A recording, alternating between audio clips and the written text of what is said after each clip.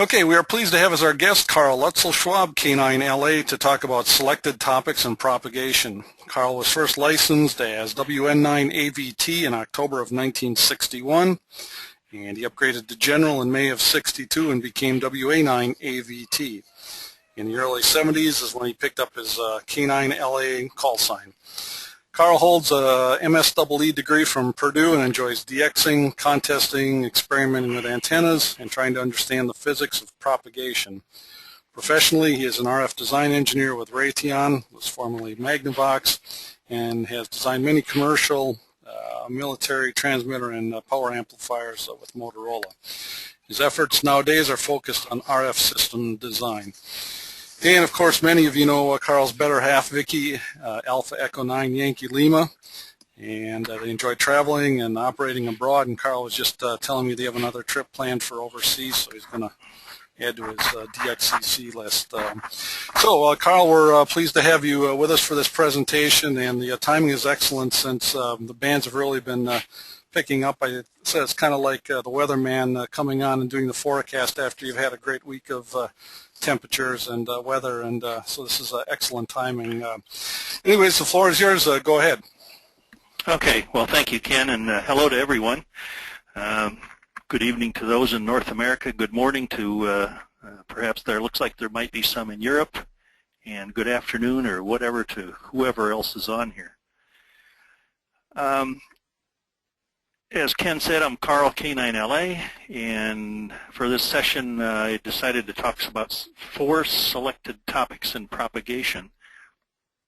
And this is probably one of the first presentations that I've been able to give when conditions have been really good and they've improved and everything's looking good. So I kind of wonder why everybody's listening to this instead of playing around on the band. So we'll have to wait and see, I guess.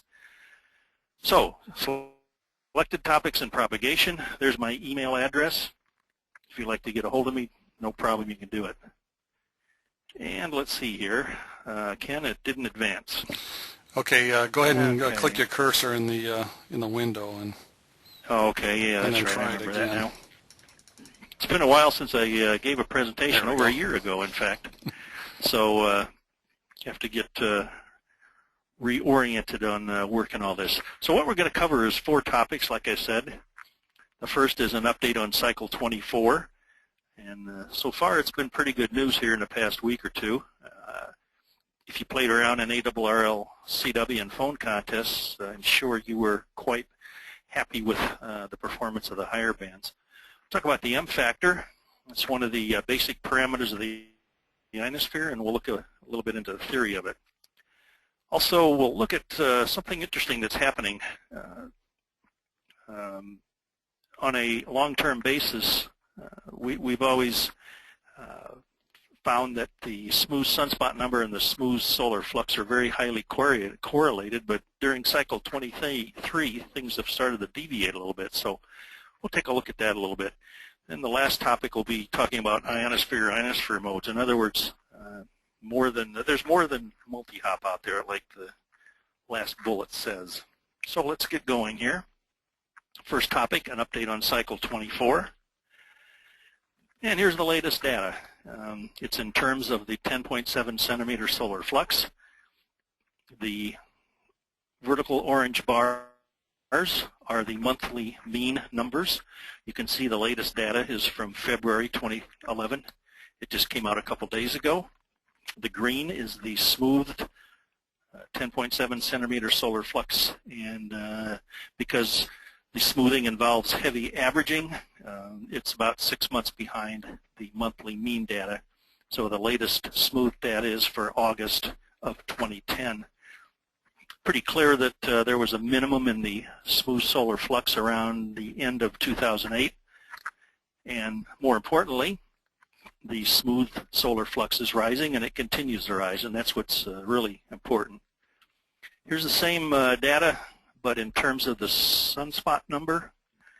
Of course, the solar flux, we can't tell if the solar flux is due to old cycle 23 or new cycle 24, but when we look at sunspot data, we can certainly tell that from where the sunspots form and also their magnetic polarity of the sunspot regions.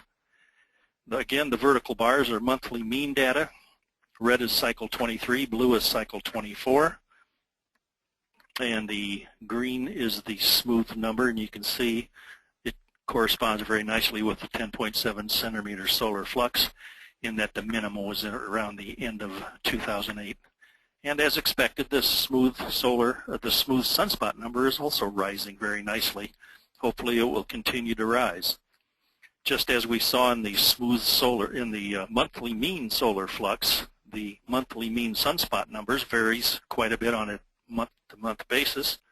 But as long as the smooth number continues to go up, we should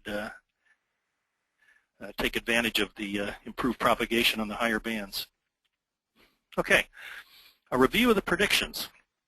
Well, this has been pardon the pun, a stormy period in trying to predict what cycle 24 is going to do. There have been a lot of predictions out there, and in fact, the plot on the left shows the prediction from the Solar Cycle 24 prediction panel back in 2007. They couldn't agree on whether it was going to be a kind of a little slightly smaller than average cycle or a very large cycle, and that's why you see the two red curves there. The small cycle was supposed to peak in about 90, or if it was a big one, it was supposed to peak at a smooth sunspot number of 140, which is pretty good. It's on par with cycle 21 and 22 if it hit the high one. But as the solar minimum between cycle 23 and 24 progressed, it became evident that the likelihood of that big cycle just doesn't look like it's going to happen. So in about the 2009 time frame, the Solar Cycle 24 prediction panel kind of unanimously agreed, but they had a majority, I believe, that said, yeah, we kind of think now it's going to be a smaller cycle, the one that hits a smooth sunspot number 90, which will be smaller than cycle 23, which hit a smooth sunspot number of 121. So those predictions have progressed. And here's what the latest one looks like. It's still predicting a smooth sunspot number of 90 in early 2013. But what's a little bit disturbing is the data. If you extrapolate that data, it looks like it's behind the red prediction curve. So that kind of tells us that there may be an updated prediction from the Solar Cycle 24 prediction panel in the near future. We'll just have to see and wait and see if this recent solar activity is going to continue or it's going to slow down. But don't be surprised if the Solar Cycle 24 prediction panel comes out with a new one here in the next couple of months. In fact, the Marshall Space Flight Center guys have already lowered their prediction in last month. In fact, February 2011. You can see that date up at the top of the plot there. They're saying now nominally it's going to be about 59, and of course there are error bars there going up plus or minus 25 or so. Now this prediction is kind of similar to a gentleman named Kane, and you can see the reference there of his paper, and it's kind of interesting that the two different methods kind of agreed on what the solar cycle is going to be. Kane actually predicted 58, I believe, plus or minus 25. So there's lots of evidence pointing to a small cycle 24. Is it going to happen? Well, we'll just have to wait and see. Now, for everybody who says it's going to be a small cycle, there's still some holdouts out there that says, well, we're not too sure about that. We think cycle 24 is still going to be a good one. Maybe not like cycle 19 or even like cycle 21 or 22, but there's a recent prediction in the journal Solar Physics. It says a maximum of 131 and plus or minus 20 for the uncertainty, and that maximum is going to occur in July 2012, plus or minus 4 months. So what that says is this recent solar activity, if it continues to keep going the way it's going, that could happen. We could see a higher sunspot, a larger cycle than what a lot of other people are predicting. Of course, if we do hit a maximum of 131, that would be really good for the higher bands, 15 meters and 10 meters, and even for 6 meters. That probably would give us some good F2 region propagation on 6 meters. On the other hand, if cycle 24 is a small one, well, 6 meter F2 propagation will probably take the biggest hit of all our higher bands. But of course, remember that we always have summer E region propagation that helps quite a bit if the F2 region just isn't ionized enough. Just as a refresher, predictions in general, there are over 60 predictions for cycle 24, and they range from a maximum smooth sunspot number of 40 all the way up to 185. So eventually when cycle 24 hits its peak, somebody's going to be right. Not sure who, but somebody's going to be right. And the next bullet just lists 4 of the more common methods of predicting the strength of a solar cycle. There are statistical methods in which the length of cycle n correlates to the maximum of the next cycle, or the maximum smooth sunspot number correlates to the minimum smooth sunspot number. All of these methods generally give a low cycle 24, so there's a lot of weight in that method and also in that prediction. There are also geomagnetic precursor methods in which what the planetary A index and the antipodal A index, the little AA, and the number of magnetically disturbed days, you can use that information on the decline of cycle 23 to try and predict what cycle 24 is going to do. I've just been joined by our cat here, so we'll have to see what happens. She tends to get in the way sometimes. There's also a polar field precursor method. That's based on the strength of the sun's polar field and how that correlates to a new cycle. That also gives a small cycle 24. And the one that's maybe holds the most promise, as long as the solar scientists get it right, is the solar dynamo method. And you've probably seen and read about the conveyor belt theory. I've got a plot of that in the next slide or two. Unfortunately, that method can give quite a variety of answers depending on what your assumptions are, so we'll have to wait and see what happens. All those methods came from a recent paper that's referenced right there, so you can see what it is later when you go back and view this. Hold on here. Oops. Okay, there we go. Now, some of you might have seen some recent NASA news. It was titled "Researchers Crack the Mystery of the Missing Sunspots," and there's the URL right there. And what solar scientists are claiming, or at least the guys who wrote the paper, that they developed a new computer model of the sun's interior that really gets all the physics right for all 3 aspects of the sunspot generation process. Well, I hope they're on the right track, because this will probably help us narrow down the range of the forecasted maximum smooth sunspot number.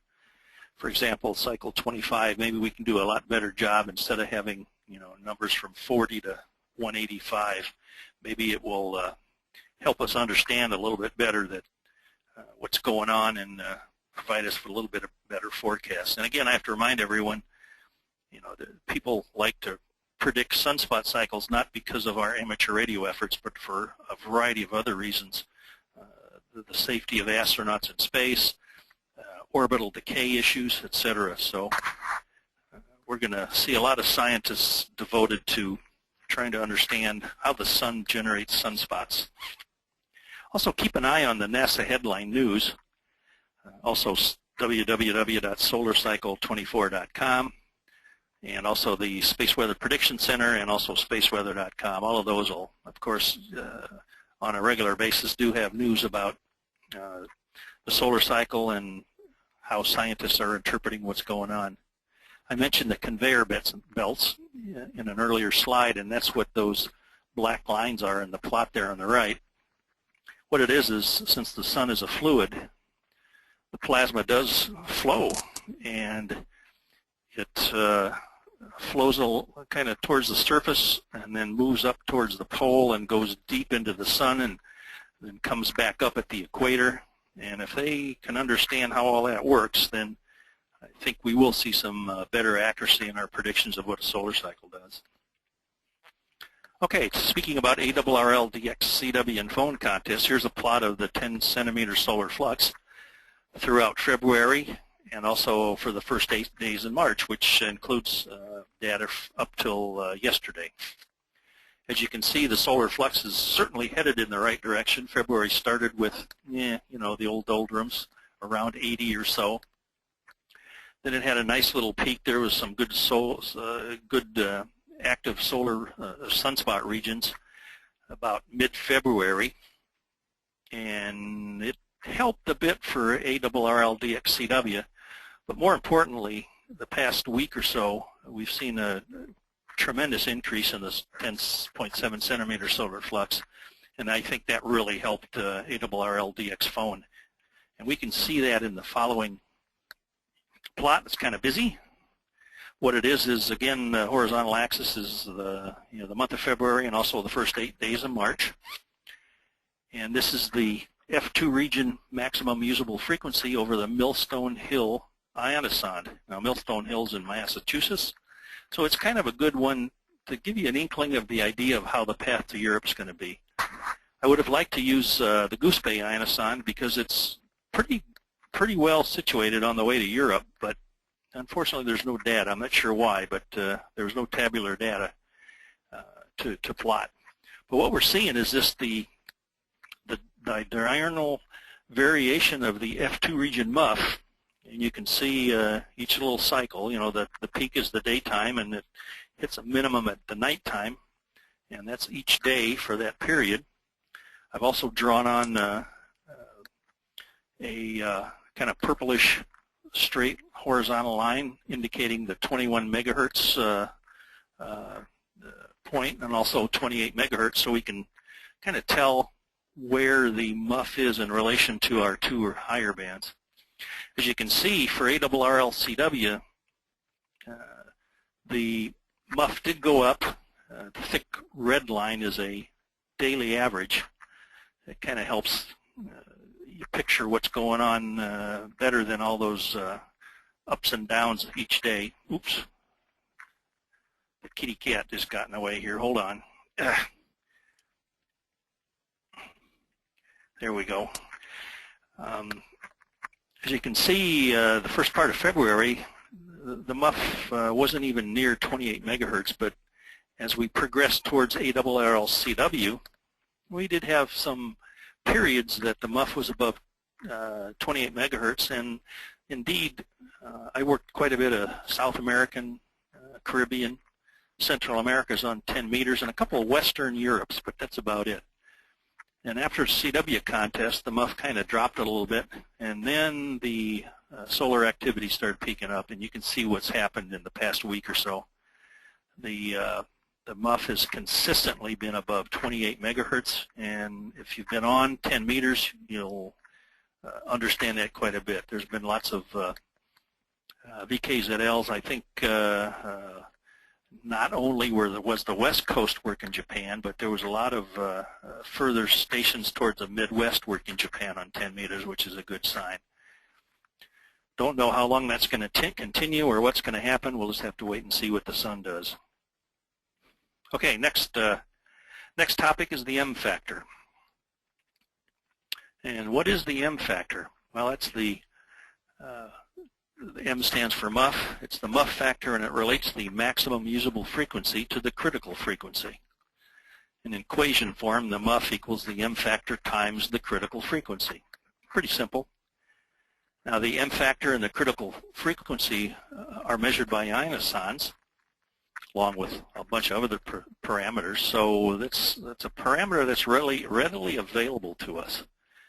Now, one way we can approximate the M factor is just doing some simple geometry. And the M factor is 1 over the sine of the angle between the ray and the ionosphere. In other words, if you look at the picture down there, oh, there it is. The ionosphere is the horizontal line. Here's an electromagnetic ray coming up to meet the ionosphere, and I show it, refracting back, heading back to Earth. So when I say that the M factor is 1 over the sine of the angle between the ray and the ionosphere, this is the angle I'm talking about right here. So if you take the sine of that angle and then invert it, you will get the M factor. If you've ever done any reading in some of the more advanced ionospheric books, you'll recognize that it's what the secant law is, since 1 over the sine is the secant. And another interesting point is if the ray is going straight up, then the angle is 90 degrees, and the M factor equals 1, which means the muff is equal to the critical frequency, and that's what a vertical sounding ionoson does. Okay, let's apply it to the ionosphere. So let's suppose we're sitting over here on the left, and we launch an angle of about 1 degree.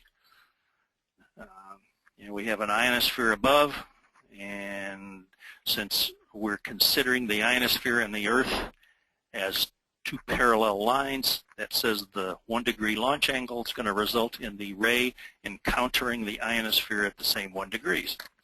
So let's go through that little equation. The M factor is 1 over the sine of 1 degrees equals 57. Whoa, that's a big number. So if a critical frequency is 5 megahertz, then the muff would be 285 megahertz. Well, that just doesn't seem right, and of course it's not. That's because the Earth ionosphere system isn't flat like I've shown. It's really spherical.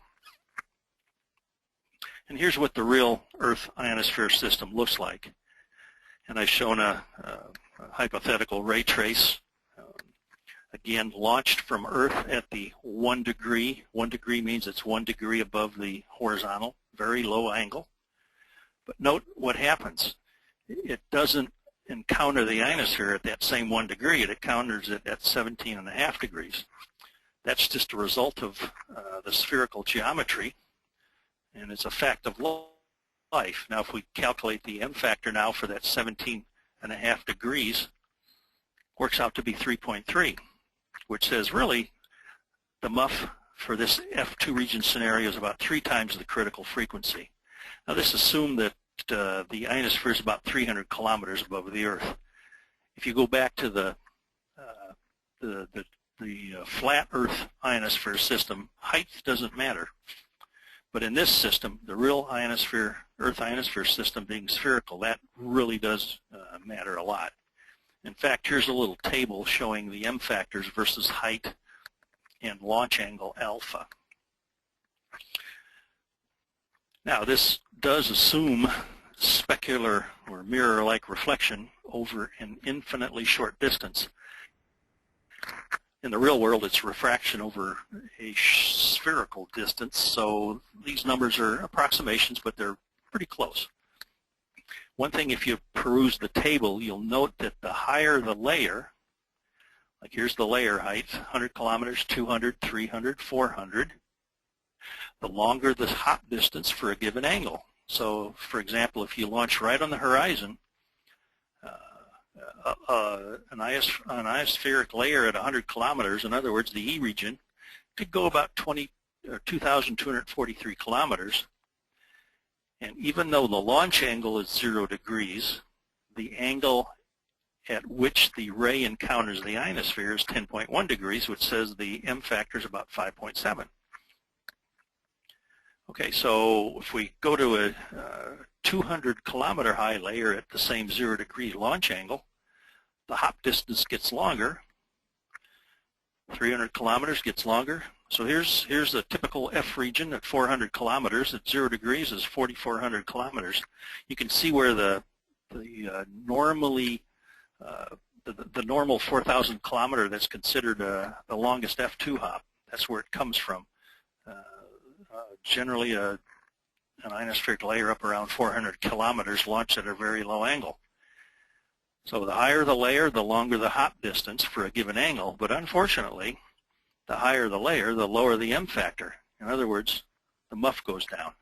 So you can't have both at the same time, and would be nice if it did work that way, that the longer distances at a given angle give a higher muff, but they just don't do it. And all of that can be summarized into, I've seen it several places. It's called the rule of 3 and a rule of 5. For the F2 region with low angles, low launch angles, the muff is approximately 3 times the critical frequency. Now, the ionosons report the M factor for a 3,000 kilometer hop. You know, they could report it for a 1,000, 2,000, 3,000, or even a 4,000, but typically, you know, a 3,000 kilometer hop doesn't require an extremely low angle, but it does require somewhere down below, around 5 degrees or so. Usually this M factor for the 3,000 kilometer hop is labeled M3000F2 or MD, where D is 3,000 kilometers. You'll see that if you ever peruse some of the ionoson data. Similarly for the E region, with angles, low angles launched from Earth, the muff is approximately 5 times the critical frequency.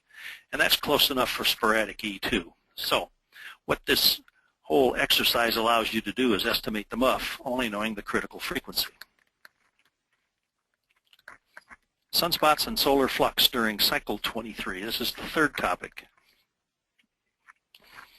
Okay, a good question. Why should we use smooth solar indices? Well, there's 2 good reasons. One is the daily data and even the monthly mean data is very spiky. It's hard to tell what's happening. I've tried to show that in the chart there. That's cycle 23. The yellow data is the daily data. And if you tried to, if someone asked you, did cycle 23 have a second peak? Well, you'd be kind of hard-pressed to say anything from the daily data. Even if you take the monthly mean data, which means you take, you know, the whole month of data every day and just average it, that's the blue spiky curve. It's still a little tough to discern what's going on. The red line is the smoothed sunspot number, the smooth solar index. And of course there it's pretty clear that cycle 23 had a second peak in late 2001. And that's kind of one of the reasons we use a smooth solar indice. It's because we can tell what the solar cycle's doing a little bit better. Now the second reason, it kind of comes from reason number 1, is that the developers of our propagation prediction programs realized that the best correlation between what the sun was doing and what the ionosphere was doing is through a smooth solar index. Now that could be smooth solar flux or smooth sunspot number. And that's the basis on which the statistical model of the ionosphere for our propagation predictions was developed. So there's 2 good reasons for using smooth solar indices. And what that also says is, oops, hit the wrong button there, that there's probably a correlation between the smooth sunspot number and smooth solar flux. And indeed, if you go into any ionospheric text, you'll probably find the equation there at the top, that the smooth solar flux is 63.75 plus 0.728 times the smooth sunspot number plus 0.00089 times the smooth sunspot number squared. In other words, it's a second order polynomial. And that equation first showed up in around about 1971, which says it was based on data probably up till about June 70. And since solar flux, we only started measuring that right after World War II. In fact, I think January 47 is the first recorded month of solar flux data. If we take the smooth solar flux and the smooth sunspot number and do a scatter diagram for that period of August 47 through June 70, that's what we get. Now my equation that comes out of the trend line is a little bit different than what's in the books. So there's a little bit of difference there, but that's kind of immaterial. The red trend line shows that there's very little scatter about that second order polynomial, and that the smooth solar flux and the smooth sunspot number are very highly correlated. Now let me just put in a side note here that there's very little correlation between the daily 10.7 centimeter solar flux and the daily sunspot number. So don't try and use that equation to bounce back and forth between daily solar flux and daily sunspot number. So here's some more data correlating the smooth solar flux to the smooth sunspot number. This is continuing the data past 1970 all the way up through December 1996, which is the peak of cycle 18 through the end of cycle 22. Now you can see there's a little bit more scatter about the red trend line, but the correlation still is very good. There's the R-squared number is 0.9908, but you can just visually see that the blue data points are very tight about the red trend line. And as you would expect, the next plot shows data through July 2010, which is the end of cycle 23. That's on the left there. What you can see is a very noticeable difference between the correlation of smooth sunspot number and smooth solar flux. The cycle 23 is showing an anomaly.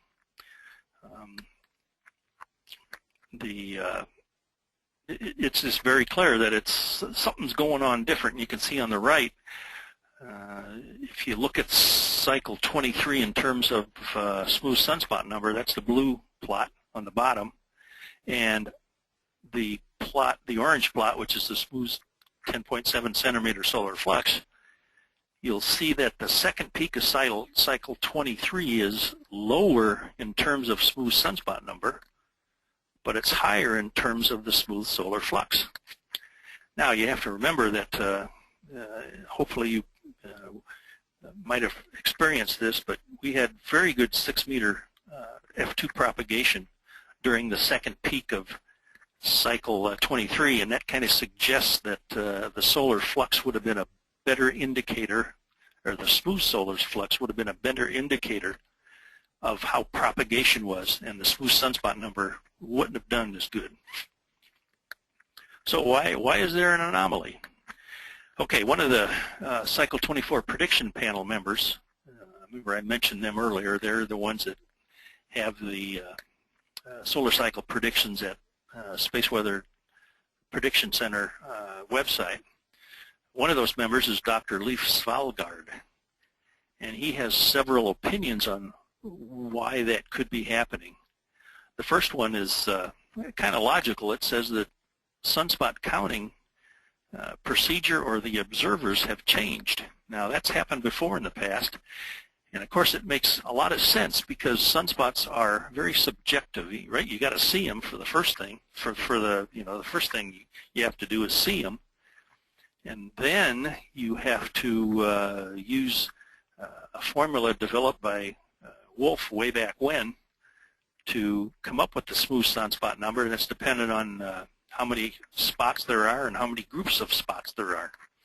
So sunspots are kind of subjective, and maybe something changed or something happened there, as they have in the past, like it's noted.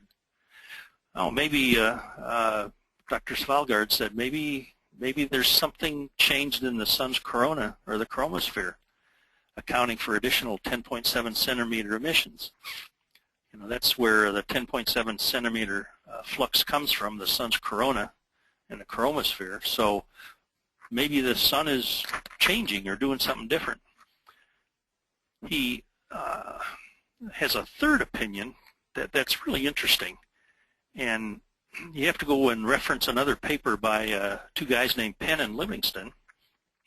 And what they suggest is that sunspots have been getting warmer during the last decade.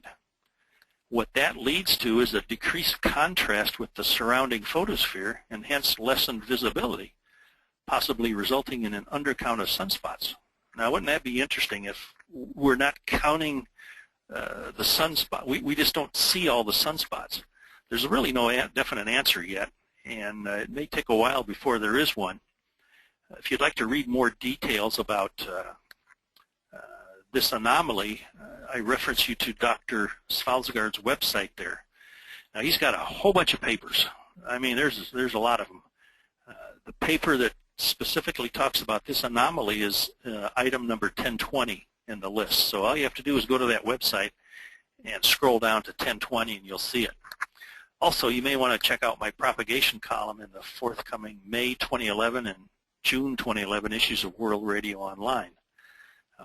It's what they're devoted to, talking about this anomaly.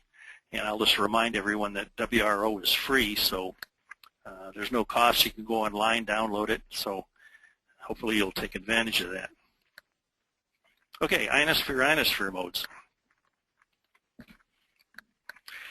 I think everyone probably can understand that multi-hop propagation can have limits, and generally there are just two limits that really keep things from happening. On the lower bands, there might just be too much absorption for multi-hop. You know, you take so many hops and you lose strength on every hop because of ground reflections, because of absorption, and so pretty soon the signal is just too weak. On the higher bands, it's generally a muff issue, maximum usable frequency. It may just not be high enough and the array goes out into space. So, are there some modes that could give a higher muff and or lesser absorption? And sure there are. It appears to be three of them. They're chordal hops, ducts, and Pedersen array. Chordal hop is, well, these words here are good, but there's some pictures coming up in the later slides, and I think that'll explain better. But a chordal hop is simply when the ray is unaffected by the ionosphere in between two refraction points. Duct, I think probably everyone's more familiar with. It's more than likely to be consecutive refractions between the E and the F regions. And the Pedersen ray, which is a high-angle ray, it's close to the MUF and it parallels the Earth. So let's take a little closer look at those three ionosphere modes. And here's a chordal hop. Now when you talk chordal hops, what generally comes to mind is transequatorial propagation, and that's across the geomagnetic equator. This happens to be a ray trace I did for a K6QXY to ZL QSO on 6 meters back in right here, December 31st, 2009. And the bluish, I think that's blue or dark black, whatever it is, that line is the actual ray trace.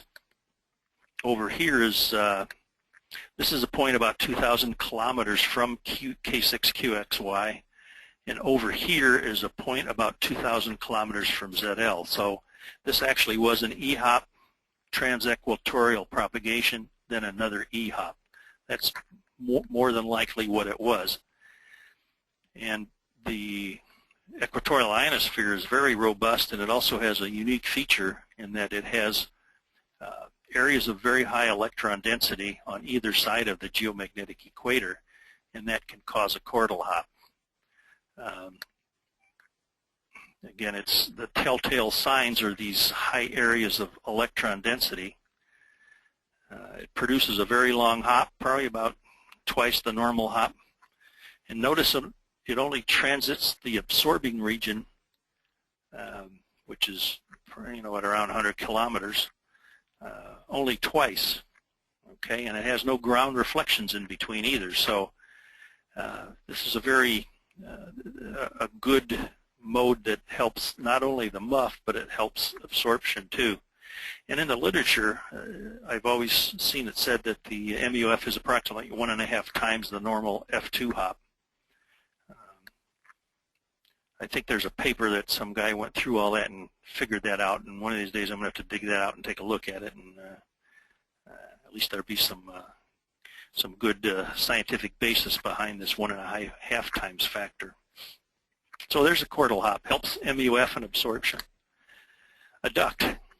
Okay, what a duct requires is an upper and lower boundary for successive refractions. Also, there's an entry and exit criteria, and generally that's over a small range of angles. A duct also, just like a chordal hop, does not have transits through the absorbing region. In fact, it's ducting above the absorbing region, and there are no ground reflections. And it has typically can have very low grazing angles with the ionosphere.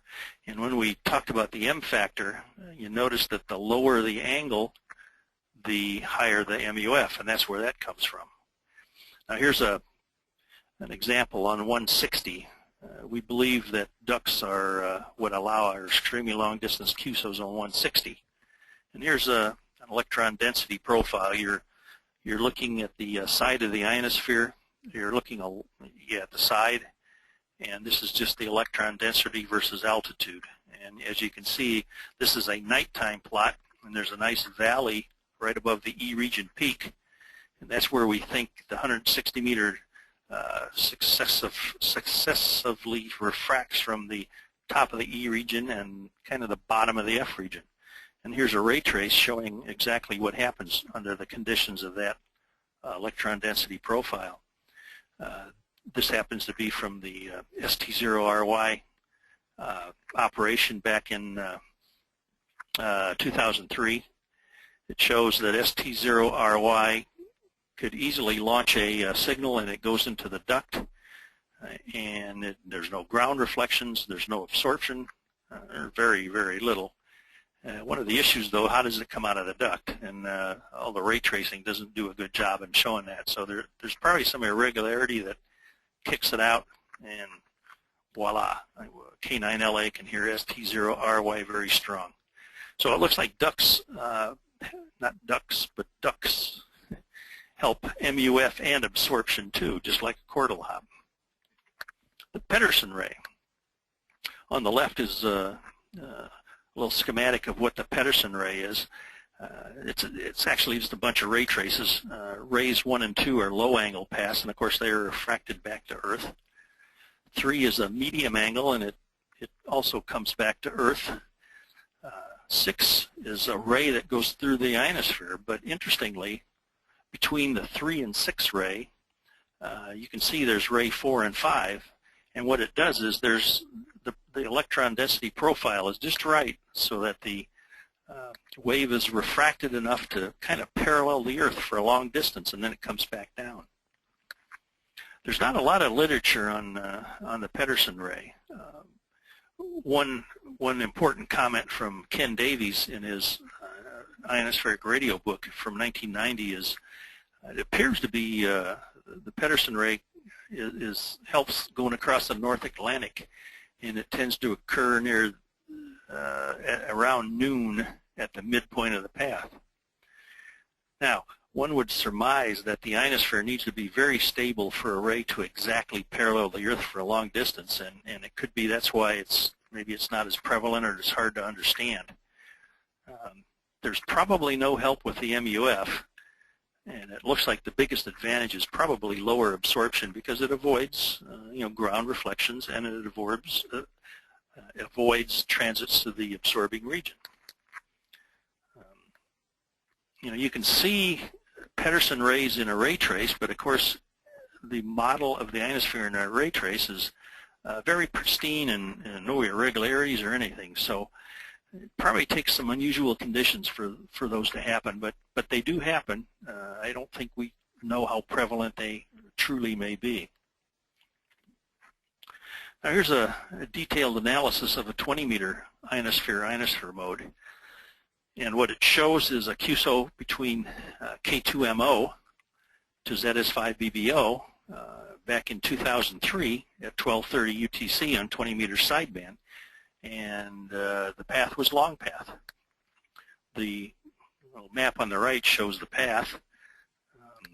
The long path from W2 to VK5 to ZS5 is to the west out of W2, goes into the dark ionosphere, and then has a little portion there in daylight before getting into ZS5BBO. Now, k9la reported that ZS5's BBO signal was around S7, which approximately minus 83 dBm.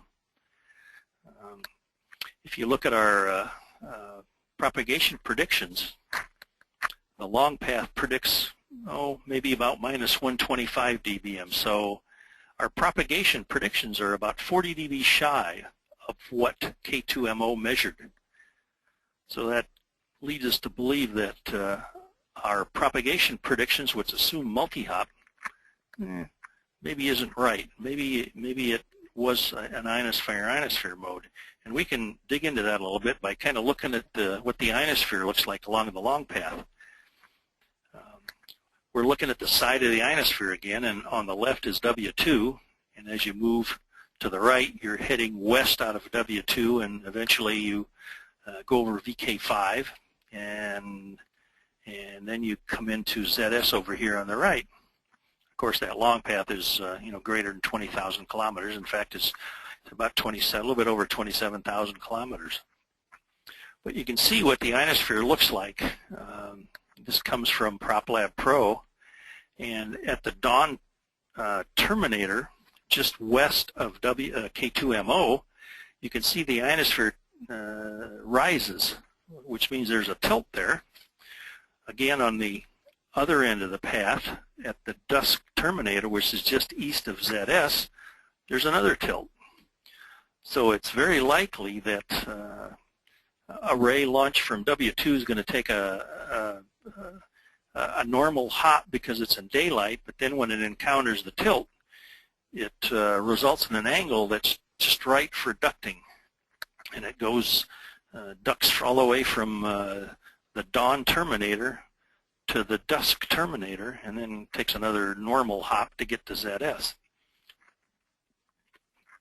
And in fact, if we do a ray trace, we can actually see that happening. Now, PropLab Pro can't ray trace over a long path. It can only ray trace out to 20,000 kilometers, in other words, halfway around. So you have to do two ray traces, one out of W2 and then one out of the ZS end. And what I'm showing here is the one out of W2, out of K2MOs, in fact.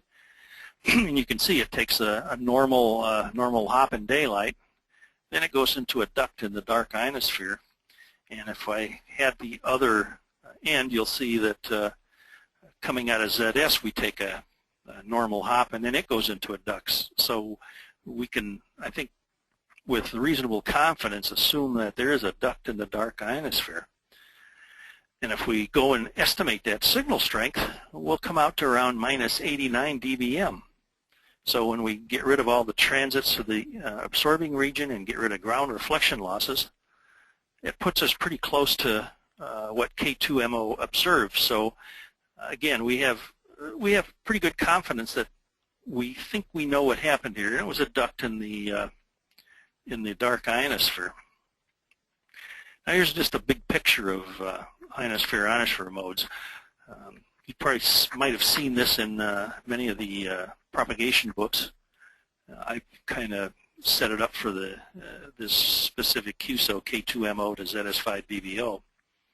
Now my crude picture, as noted, shows chordal hops because those are easier to draw than a whole bunch of ducts. And that's what we think happens. It's, good things happen in the dark ionosphere even on 20 meters. So that's good to know. So that's the four topics, and in summary, I hope you learned something. As Ken said, this webinar will be on the PVRC website right there. Also, the slides will be on my website. And I told Ken that this exercise has motivated me to do another one in the future, maybe a month or so away. And there's some topics there that are quite interesting. I think the trans-equatorial one is good because trans-equatorial propagation was an amateur radio discovery. So if I do that, there'll be a little history on how that all happened too. That was pretty interesting. And the effect of the moon on HF propagation, that's another interesting one. And I hope to be able to pull all that together and do something about that. If you do have a specific topic, just drop me an email. Also visit my website. Maybe it'll answer some of your questions. So in closing, I'd like to say thanks to Ken and also to the PVRC. And now it's time for Q&A. Ken? Okay, very good, Carl. Thank you very much. And as I mentioned before, if you have questions, you can put them in the question box and hit send and send them to me. Or if you'd like to speak directly to Carl, and you have a microphone connected to your computer, what you can do on the little rectangular tab, there's a microphone, a raised hand icon, and you can click on that. And similar to raising your hand in the classroom, and then what I can do is go ahead and unmute you, and you can speak directly to Carl. So go ahead and send us some questions. We've got a few minutes left. We can get some of those in. In the meantime, I was sitting here, Carl, trying to figure out how I could get that 160 duct to empty into my backyard, but you'd really be onto something. Yeah. Well, there are a lot of people would like to have that happen. Lots of reports of searchlight propagation that possibly are all that RF's rattling around up there, and somehow it gets dumped out over a specific location, and you're in luck. Yeah, nobody else is. And you have to be there at the same time, too. That's the other trick. Yeah, that helps, too. Okay, we don't have our robots going yet. Yep. Yeah. Okay, Christopher just sent along a comment saying the daily flux and smooth flux versus the MUF chart was very helpful. So, well, good. Appreciated that. Okay, well, I think sounds like folks here are going to let you off easy tonight. Good. Okay, let's see. Jim, K9la032011, is gray line propagation like an ionosphere mode?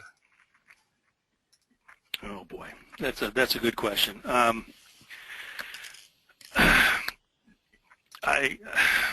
don't think we understand gray line that good yet, so I'm not sure how to answer that. Most of the the three modes that I talked about, ducting, chordal hops, and the Pedersen ray, don't follow the terminator. So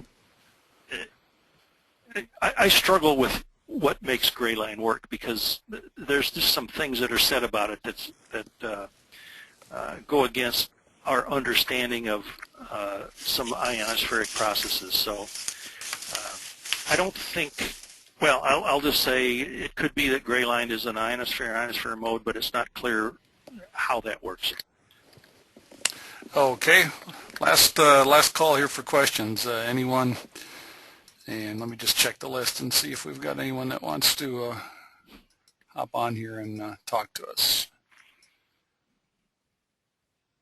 Okay, well, I guess that's it then. You did such a good job of explaining anything. I'd like to thank you, Carl, for joining us for this presentation. And I'm going to go ahead and take the presentation roll back here. So okay. I can put this up on my screen. There we go.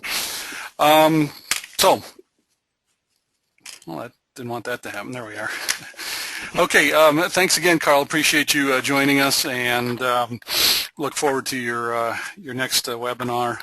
And I wanted to remind everyone that the other event that we currently have scheduled is for Sunday, March 13th at 1800 with someone I think most of you in the contesting community know, Randy Thompson, K5ZD, who's the director of the WPX contest. He's going to have another presentation. He did one last year before WPX, and we're going to do one again this year. So tie that in with Carl's presentation on sunspots and the increasing sunspot count, and we're in good shape for WPX. So we invite you to join us for that one, and the registration link is on www.pvrc.org under the upcoming webinars link. So, Carl, anything else before we close it up? Nope. Just if the solar flux stays up there, get on and have some fun, guys, because who knows what's going to happen. Absolutely. Okay, thanks, everyone. Glad you could join us. Take care, and we'll see you next time. So long.